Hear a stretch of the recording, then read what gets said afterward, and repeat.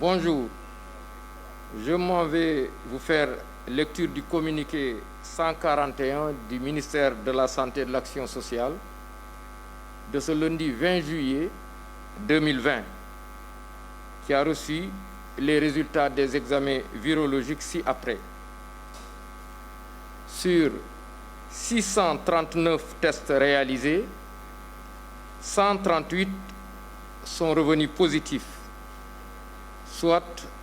un taux de positivité de 21%. Les cas positifs sont répartis comme suit: 97 cas contacts suivis par nos services, 41 cas issus de la transmission communautaire et répartis entre Mbao 5, Ouest Foire 3, Saint-Louis 3, Ziguinchor 3, Mermoz 2, Thiadiaye 2, Parcelles Assainies 2, Yoff 2, Almadies 1, Avenue Lamine Gueye 1, Bignona 1, Colobane 1, Diamniadio 1, Diourbel 1, Gibraltar 1, Guédiawaye 1, HLM 6 1, Joal 1, Kaolack 1, Liberté 2 1, Liberté 6 1, Mamel 1, Nioro 1, Nord Foire 1, Rufisque 1, Touba 1 et Yeumbeul 1. 54 patients hospitalisés ont été contrôlés négatifs et déclarés guéris. 34 cas sont pris en charge dans nos services de réanimation. 3 décès ont été enregistrés ce dimanche 19 juillet 2020. L'état des autres patients est resté stable. À ce jour, 8 948 cas ont été déclarés positifs, dont 6 002 guéris, 170 décédés et donc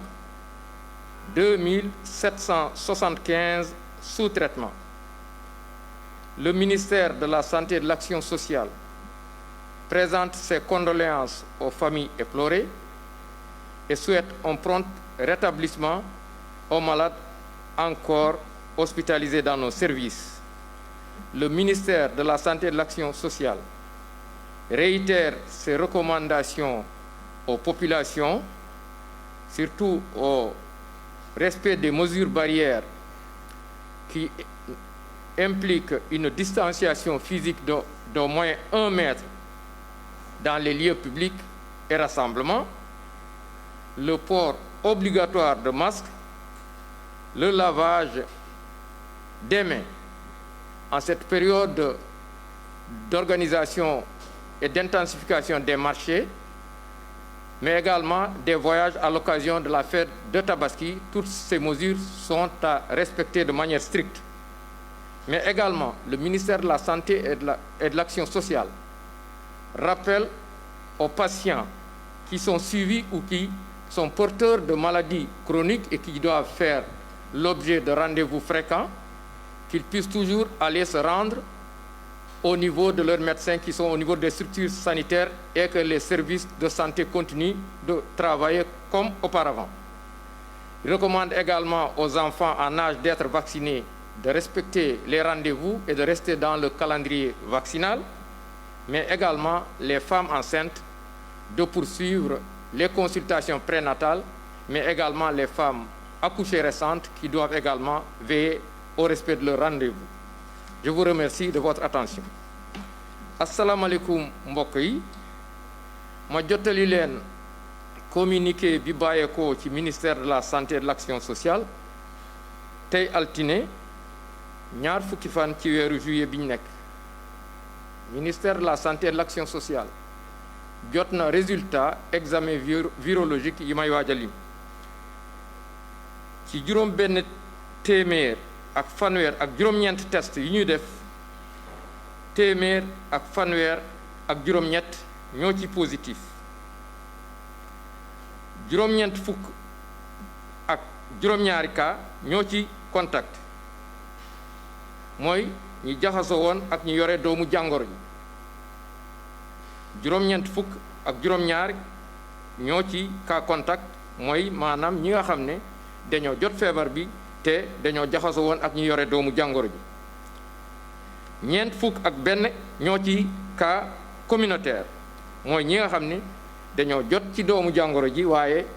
dañoo xamul fan lañ ko jëlee ci ñooñu nag Mbao am na ci juróom Ouest Foire am na ci ñett Saint-Louis am na ci ñett Ziguinchor am na ci ñett Mermoz am na ci ñaar Thiadiaye am na ci ñaar Parcelles Assainies am na ci ñaar Yoff am na ci ñaar Almadies am na ci benn Avenue Lamine Gueye am na ci benn Bignona am na ci benn Colobane am na ci benn Diamniadio am na ci benn Diourbel am na ci benn Gibraltar am na ci benn Guédiawaye am na ci benn HLM 6 am na ci benn Joal am na ci benn Kaolack am na ci benn Liberté 2 am na ci benn Liberté 6 am na ci benn Mamel am na ci benn Nioro am na ci benn Nord Foire am na ci benn Rufisque am na ci benn Touba am na ci benn Yeumbeul am na ci benn juróom fukki cas ak ñeent ñi entré woon wér nañu bés ni ki tey dinañu génn bu ci yàlla àndee fanweer ak ñeent cas ñu ngi ci des ci service réanimation ñett ñàkk seeni bakkan ni ki démb dibéer fukki fan ak juróom-ñeent ci weeru juillet bi ñu nekk ñeneen ñi des ñu ngi am tan ci bésu tey dalee ko ci cas bu njëkk Sénégal wàññi na juróom-ñetti junni ak juróom-ñeent téeméer ak ñeent fukk ak juróom-ñetti cas ci ñooñu juróom benn junni ak ñaar wér nañ si téeméer ak juróom-ñaar fukk ñàkk seen bakkan mu des ñaari junni ak juróom-ñaar téeméer ak juróom-ñaar fukk ak juróom ministère de la santé et de l'action sociale mu ngi jaal suñu dëkkandoo yi nga xam ne dañoo jot a am ay mbokk yu wàññeeku di ñaanal ñi des ci hôpitaux yi yàlla may leen tan ba ñu génn ak jàmm ministère de la santé et de l'action sociale di fàttali askan yi ñu gën a sàmmonte ak digle yi ñu joxe woon surtout ci période bi nga xam ne mooy période tabaski bi ñi war a ñibbi jël transport bi dem ci seen dëkk yi wala aussi ñi fi nekk aussi wala nit ñi di dem ci marché yi ak ci yenn bërëb yi ñooñu toujours fépp fooy dem na nga fexe ba képp ki nga xam ne yaa ngi janoo ak moom wala mu nekk sa wet lu mu gën a néew téeméer lu mel ni mètre dox seen diggante nit ñi di jëfandikoo seen masque yaa xam ne da ngay dem marché wala da ngay tukki nit ñi di gën a sopp raxas seeni loxo yi te aussi di fàttali malade yi mooy maanaam ñi nga xam ne dañoo ñu ngi sooxaale ak yeneen feebar wala ci yeneen ci pour seen wér-gu-yaram ñu continuer di dem ci dispensaires yi wala ci hôpitaux yi surtout ñi nga xam ne dañoo war a am rendez-vous di seeti seeni docteur war nañu continuer di ko def su fekkee ne xale yi aussi ñu bañ leen a fàtte dañoo war a toppatoo seeni ñàkk ñu jot ci ñàkk yi ni mu waree waaye nag jigéen ñu wérul yi tamit dañoo war a def ay consultation li ñu woowee consultation prénatale yi wasin bees yi aussi war nañu dem ci seen rendez-vous niñ ko diglee ministère de la santé et de l'action sociale mu ngi leen di sant di leen gërëm wasalaam